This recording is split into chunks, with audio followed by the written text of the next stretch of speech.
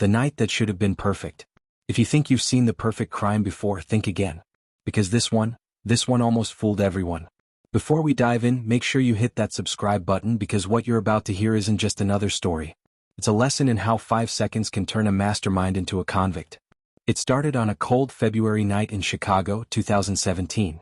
The kind of night when the streets are slick with half-melted snow, and sound travels strange through the fog. At exactly 11:42 p.m., the fire alarm went off inside a high-end jewelry store on North Rush Street. Within minutes, the Chicago Fire Department was on scene, but there was no fire, just smoke deliberately released through the ventilation system. And when the smoke cleared, the impossible became clear.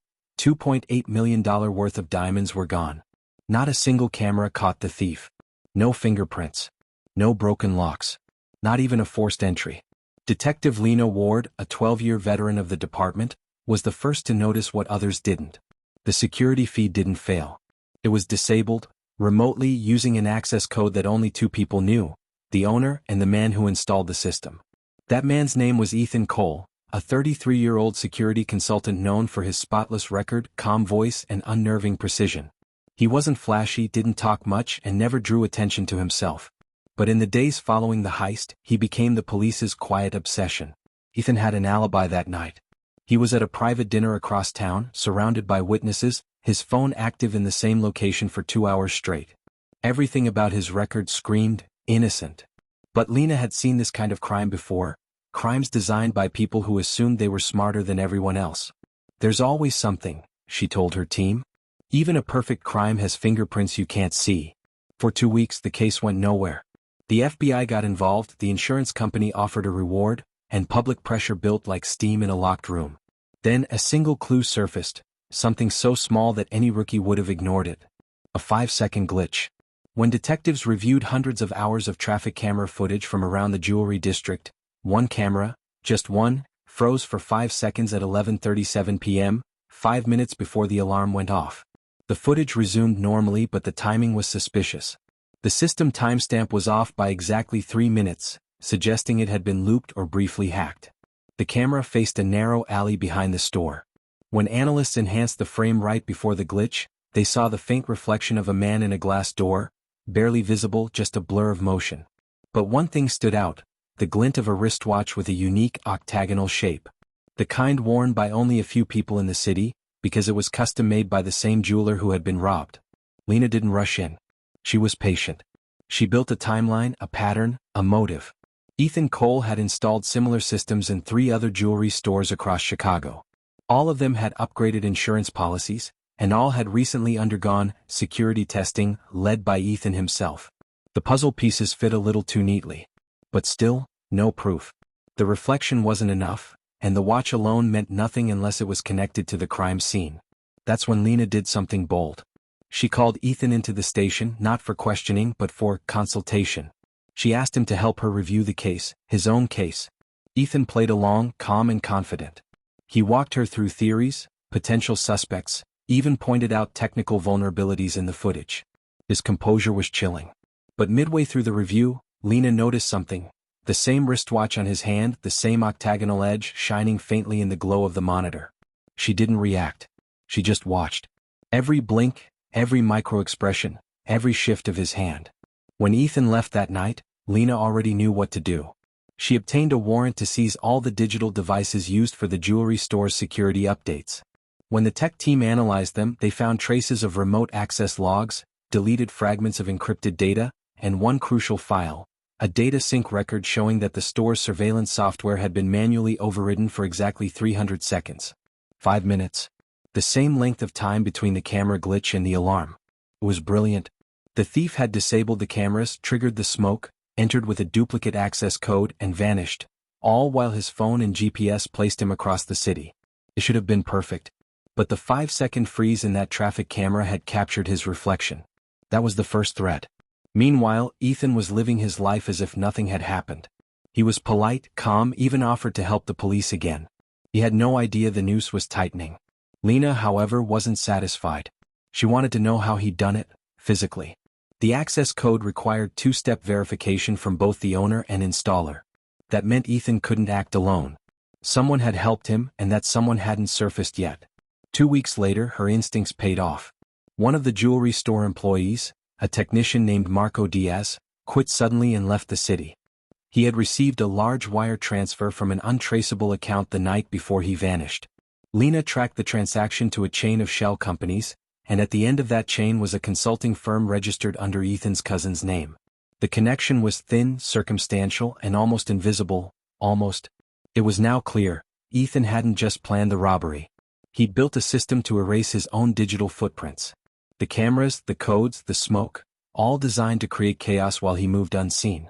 But every perfect system has its flaw. And this one was about to crack wide open. Because on March 14, 2017, exactly 1 month after the heist, a janitor at an abandoned warehouse 2 miles away from the jewelry store found something strange while cleaning out the storage units. A small, unmarked safe hidden behind a false wall. Inside were 2 diamond necklaces, one missing clasp, and, tucked beneath them, a USB drive labeled Rush Street Config. It was the same label used for the jewelry store's security backup file. When Lena got the call, she knew this was the break she'd been waiting for. She drove straight to the scene, her breath fogging in the cold warehouse air. She put on gloves, picked up the USB drive, and looked at her partner. "This is it," she said quietly. But when they inserted the drive back at headquarters, what they found inside wasn't a video feed or code log. It was a recording, audio only. And Ethan's voice was on it. 5 minutes. "That's all I need," he said. "Delete everything after." Lena froze. She rewound, played it again. The voice was clear, confident, and unmistakable. But as the file played, a faint background sound became audible, an echo like footsteps. A second voice whispered something she couldn't make out. Someone else had been there. And whoever that second voice belonged to, who wasn't supposed to exist. The USB file changed everything. 4 weeks, the case had been a puzzle of disconnected clues and theories, but now Lena had Ethan Cole's voice on record, proof that he was behind the system override. It should have been enough to bring him in. But the more she listened to that recording, the more something felt wrong. There was another voice. Oh, muted. Almost buried beneath the hum of the ventilation in the background. She sent the file to the FBI's audio forensics unit. When the results came back 3 days later, her instincts were confirmed. There was a second male voice. It whispered just 4 words, "Not now. He's here." The voice didn't belong to Ethan. Someone else had been inside the warehouse with him during the crime. Ethan wasn't working alone. Lena and her team began reconstructing the scene from the ground up. They mapped every timestamp, every piece of evidence, every movement Ethan made that night. He had created an alibi with machine-like precision, phone pings, credit card transactions, even social media activity. But every digital footprint was too perfect, too synchronized. That's when Lena realized something chilling. The alibi wasn't just an excuse, it was part of the plan. At 11:35 p.m., Ethan's phone made a payment at a downtown restaurant 15 miles from the jewelry store. But the transaction happened through a proxy network using a remote trigger. He had automated his own alibi. To confirm it, Lena's team retrieved the restaurant's security footage. They scanned the table where Ethan supposedly sat with his clients. The image was grainy, distorted, but there was a man there, wearing a coat like Ethan's, same height, same posture. Until he turned his head. It wasn't Ethan. It was Marco Diaz, the missing technician. Marco had impersonated Ethan to create the illusion of presence. And now Marco had vanished, leaving Ethan with an airtight defense and millions in diamonds that couldn't be traced. The news hit the department hard. The FBI wanted to move immediately, but Lena urged patience. "If we arrest him now," she said, "we get the diamonds back, maybe? But we'll never know how deep this goes." The case drew quiet. The media frenzy had faded. But Lena couldn't sleep. She spent nights replaying the audio file, isolating frequencies, listening for anything she missed. Then she heard it, a small, metallic click at the end of the recording, right before the file cut off. It wasn't random. It sounded like a camera shutter. If Ethan had recorded himself during the heist, there might be more than one file. And if there was another drive, it could reveal the entire operation. Lena went back to the warehouse. It had been sealed off for weeks, but she got clearance to search it again. The air was damp and heavy with dust. Her flashlight cut through the darkness, tracing along the walls. Every surface looked empty, except one. Behind the metal shelving unit, faint marks streaked across the concrete, like something had been dragged. She knelt down and found a loose tile beneath the shelf's frame. Under it, wrapped in plastic, was another USB drive. This one was labeled Cameron.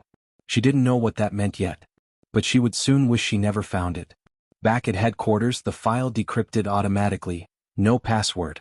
Inside were 6 video clips, all time-stamped the night of the robbery. Each clip showed part of the heist in progress, captured from different camera angles, not from the store but from Ethan's perspective. He had documented his own crime. The footage was smooth, methodical, almost surgical. Ethan and Marco moved through the jewelry store like ghosts, coordinated, silent, efficient. But the last clip was different. It was shaky, rushed, filmed from a handheld device. Ethan's face came into frame, his breathing heavy. Behind him, Marco's voice, "We're out of time, he's coming back." "Who's coming back?" Lena whispered to herself. The clip ended abruptly with a burst of static. No more files followed. Ethan had been cautious, but something had gone wrong that night. Someone unexpected had arrived, and whatever happened afterward, neither Ethan nor Marco had ever mentioned it. Lena had the video authenticated. Every timestamp matched the security system logs. There was no doubt now, Ethan had been inside the store at 11:37 p.m., precisely when the camera glitch occurred. It was enough for an arrest warrant. When the tactical unit moved in on Ethan's apartment that night, they expected a struggle. Instead, they found him sitting calmly in his living room, sipping coffee, watching the news. On the TV screen, the ticker ran the headline, "Diamond Heist Still Unsolved After 2 Months." He smiled faintly as they entered. "Detective Ward," he said like he'd been expecting her. "You finally found me." He didn't resist. Didn't deny anything. But what he said next left everyone in silence. "You think I took the diamonds?" "You're half right," he said. "But I'm not the one you should be looking for." Marco was never supposed to walk out of that building alive. Lena froze. "What do you mean?" Ethan leaned forward, his voice low and measured. "There was a third man. I don't know his name. Marco brought him in at the last minute. He said we needed someone to move the merchandise. When it was over, the guy disappeared and so did Marco. You find him, you'll find your missing millions." For a moment, the room was silent except for the buzz of the overhead lights. A third man. A new ghost in the machine. But Lena didn't buy it, not yet. She believed Ethan was manipulating the investigation, trying to buy time. Still, his calm confidence unnerved her. He spoke like someone who'd already accepted his fate, or like someone who knew something worse was coming. 2 days later, her doubts turned into dread. Marco's body was found in an abandoned car by the river, about 20 miles outside the city. No ID, no phone, but his fingerprints matched.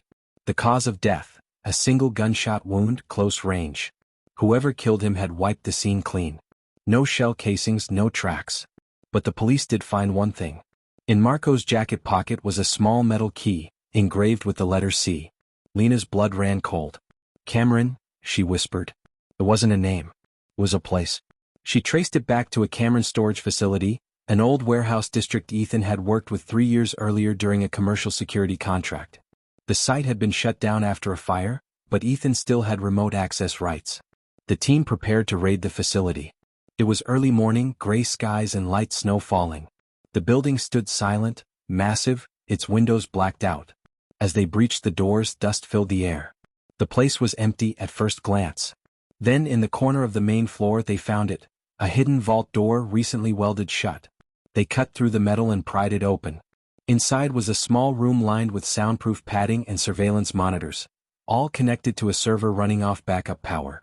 And on the table sat a single diamond necklace, the same one missing from the jewelry store. Next to it was a stack of photos. The photos showed Lena. Her home. Federal marshals report that Ethan Cole, the calm and calculating mastermind of the diamond heist, has escaped federal custody. He disappeared from an interview room without surveillance footage, leaving behind a shifted ceiling panel. Lena immediately senses his escape wasn't impulsive, it was planned and somehow connected to her. The photos found earlier of her home confirmed that someone had been watching her long before she realized how close she was to solving the case. Lena and her team leave the warehouse quickly, realizing it may have been staged as bait. At headquarters, officers scramble to locate Ethan, but Lena focuses instead on understanding his motive.